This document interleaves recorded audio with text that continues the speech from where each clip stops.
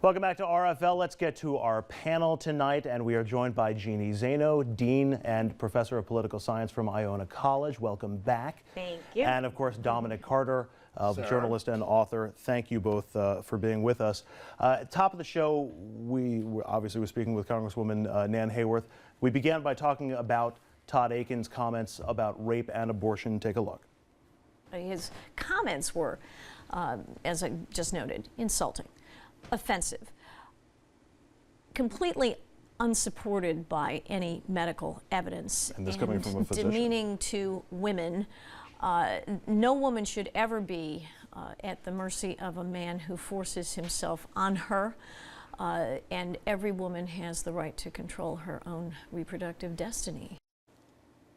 And there, the Congresswoman just a few minutes ago at the beginning of the show. Congresswoman Hayworth not going as far as the presidential standard bearer for the GOP and calling for him to pull out of the race.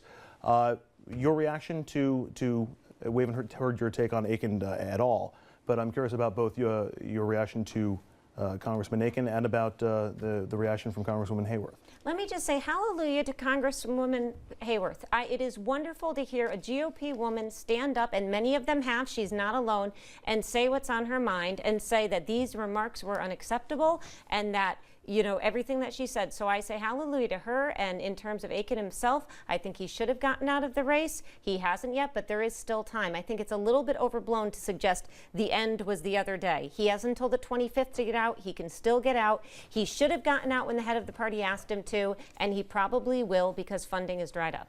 Tom, is there a difference between denouncing the comments and calling for him to pull out of the race?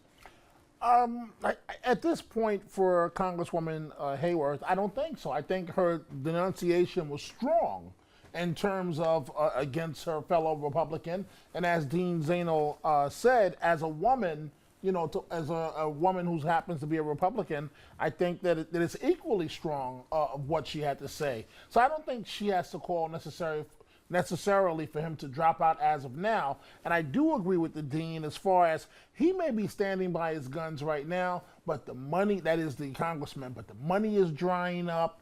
And it's just like I said last night with Anthony Weiner. Weiner was defiant as well, but ultimately, what happened? At this point, he's standing in a room by himself saying, where did all my friends go? And let me just say, it is not always smart to tell somebody they have to get out, because if they don't get out, you look like you don't have power. Better to work behind the scenes, as the GOP is doing, to get them out that way. The minute you say get out and they don't get out, you look powerless. So I think she's absolutely right to state what she thinks. He should make the best decision for the party. We don't control him, and that's the way it goes. All right, fair enough. Jeannie, I like when you say that, Andrew. Fair enough. Your expertise is in, I may not say it again. You agree with me, Andrew, let me just say. Your expertise is in polling, so I'm very glad that you're here today, because we got a new poll from NBC and the Wall Street Journal, and it has something that I've never seen in it before. The top line of the poll has Obama and Biden out ahead of Romney Ryan by 4 points. That lead only slightly narrower than the lead in July, which showed Obama up by 6. So you could make the determination that picking Paul Ryan and adding him to the ticket gave Romney a small bounce. Other polls indicate that pick had less of an impact than it did in previous years. Here's where it gets even more interesting. When you dig in, you look at the different voting blocks. And here's what I've never seen before. Obama's lead among blacks, Latinos, and women. But look there in the number for the African-American vote.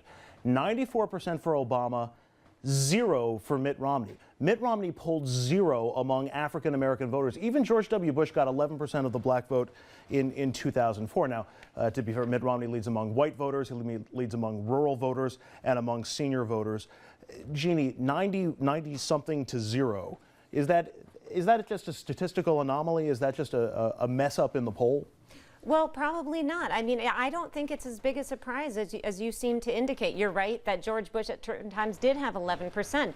But yeah, 0% is, you know, look, it's a floor effect. There's not much more you can say about it. Have you ever seen a poll that had 0 in it? No, well, actually I have. But that said, this is what we've seen in this race. You've seen Mitt Romney polling very well with certain segments of the population, and you've seen the president polling very well with certain segments of the population. That's why this has been a fight for the middle. And just for a moment, to go back to our New York and New England and Northeastern Republicans like Representative Hayworth, that's what makes them so important to the Republican Party. They are moderates in a party that desperately needs moderates nationally in the swing states to win.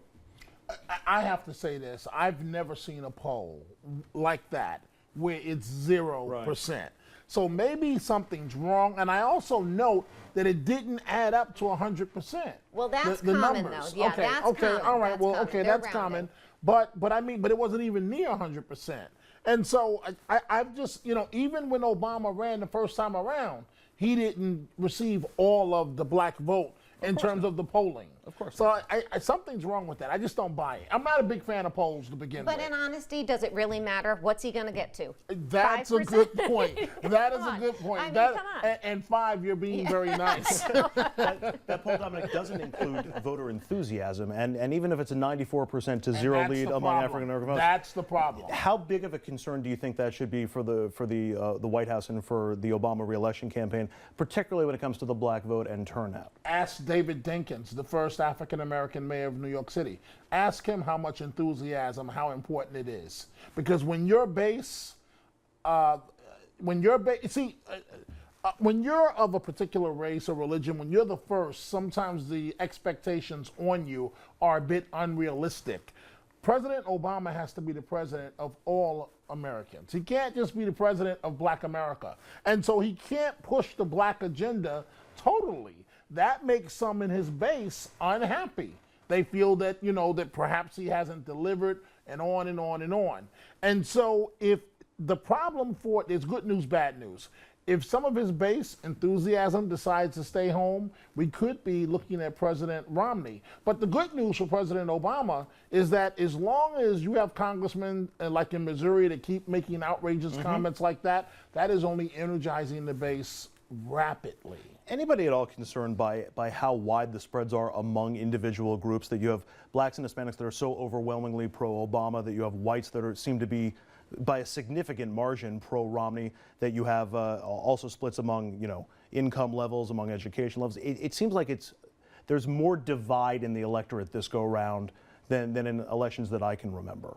No, that's absolutely a concern. And the issue is exactly what Dominic said. The issue is they have to get out the vote, and the enthusiasm is what's going to indicate whether they are able to do that. And that has been the real question here. And this is why one of the questions I have about the VP pick, Paul Ryan, who I like an enormous amount, and we've seen little movement in the polls at this point, was that a good choice in terms of getting Republicans, the base of the Republican Party, out to vote? Romney desperately needs those people out to vote. And I think what gets them out to vote is anger against Obama.